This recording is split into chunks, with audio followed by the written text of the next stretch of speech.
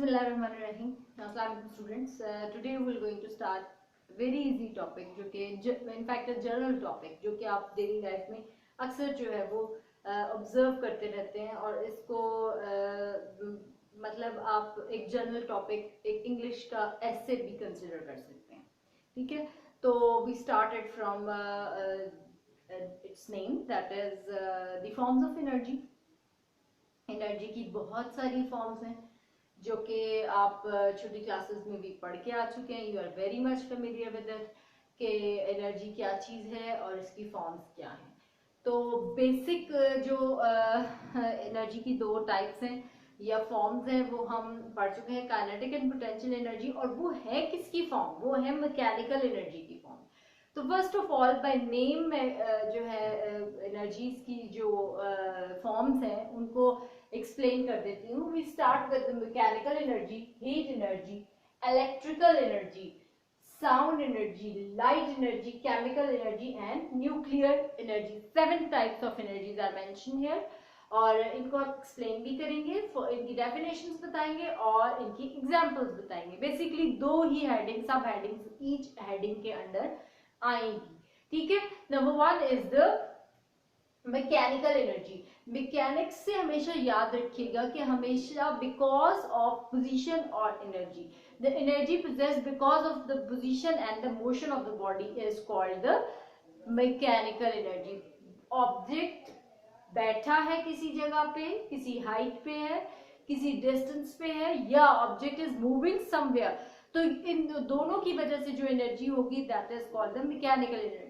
For example आपकी जो like किसी हायर जगह पर आपका जो है वाटर स्टोर हुआ होता है. ठीक है, तो किसी हाइट पे है, उसने जमीन से लेके फॉर एग्जांपल अगर आपका वाटर टैंकर जो आपकी छत के ऊपर है उधर वहां पर आपका जो है वाटर स्टोर हुआ होता है, वहां पर उसकी सारी की सारी कौन सी एनर्जी है? Potential energy. आप हैमर को खींच के ऐसे रखते हैं, ठीक है, ताकि उसमें मैक्सिमम एनर्जी आए और उसको हिट करो.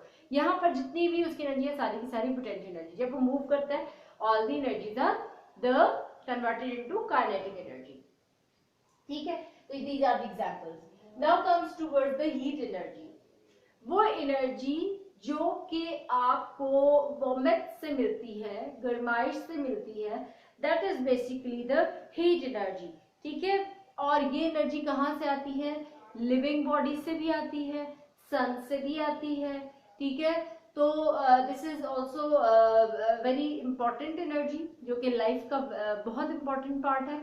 और एग्जाम्पल बहुत आसान कि we can cook our food with this energy.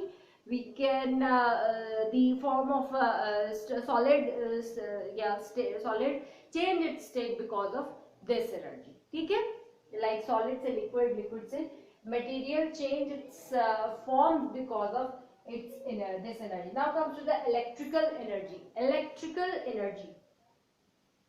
The electrical energy is one of the widely used energy in this modern age. ठीक है, तो वो एनर्जी जो इलेक्ट्रिकल चार्जेस आपको प्रोवाइड करते हैं that is basically the electrical energy और wide uses हैं.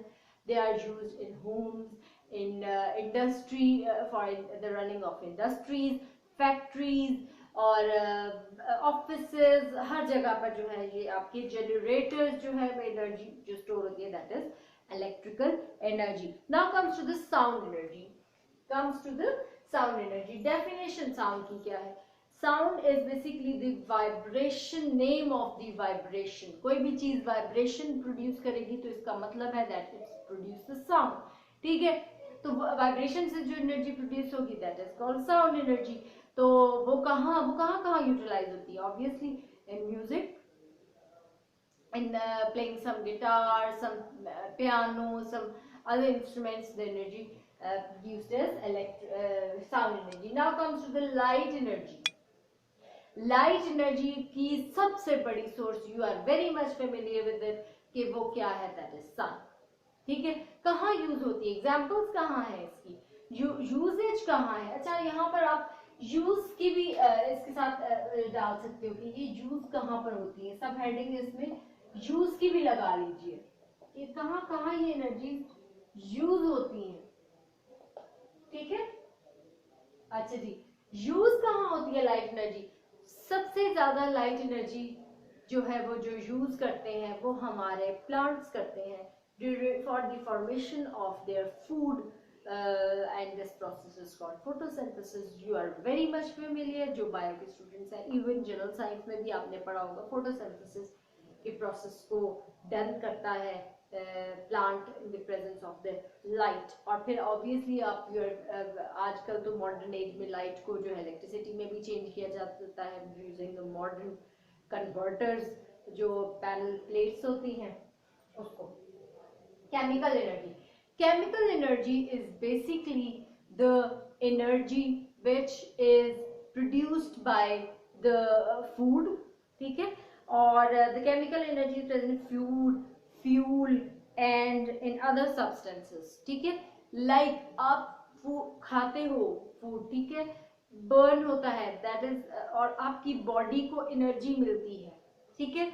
वो बर्निंग का प्रोसेस को वो एनर्जी मिलने का प्रोसेस सब का सब केमिकल रिएक्शन है.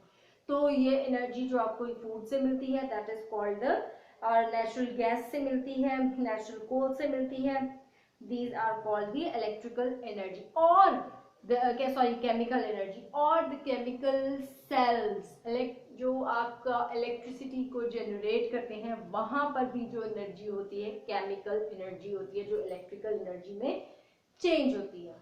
लास्ट चीज जो है न्यूक्लियर एनर्जी, ये शायद छोटी क्लासेस में इतनी डिटेल से नहीं पढ़ा होगा. इससे पहले की जितनी भी डेफिनेशन है पहले आप पढ़ चुके हैं, ये जस्ट रिव्यू है. न्यूक्लियर एनर्जी, अच्छा, the energy that is released during the nuclear reaction is called the nuclear energy. अब न्यूक्लियर रिएक्शंस कैसे हैं ये आप 10th में जाके बहुत डिटेल से पढ़ोगे, लेकिन अभी मैं दो इसके मोटे मोटे रिएक्शंस आपको बता देती हूँ. एक फिशन रिएक्शन है और एक फ्यूजन रिएक्शन है. फिशन रिएक्शन का मतलब है कि एक बड़ा न्यूक्लियस टूट के जब छोटे न्यूक्लियस में डिवाइड हो जाता है, that is process is called the fission reaction. Fusion का मतलब है छोटे न्यूक्लियस मिलके एक बड़ा न्यूक्लियस बना दे, और इसमें बे इंतहा higher form of energy release होती है दोनों केसेस में, ठीक है. और ये एनर्जी फिर इसीलिए कहा यह जाता है कि न्यूक्लियर ब्लास्ट से मिलियंस ऑफ जो है वो ईयर्स तक जो है वो डैमेज हो जाता है और उसके बाद लाइफ एग्जिस्ट नहीं करती.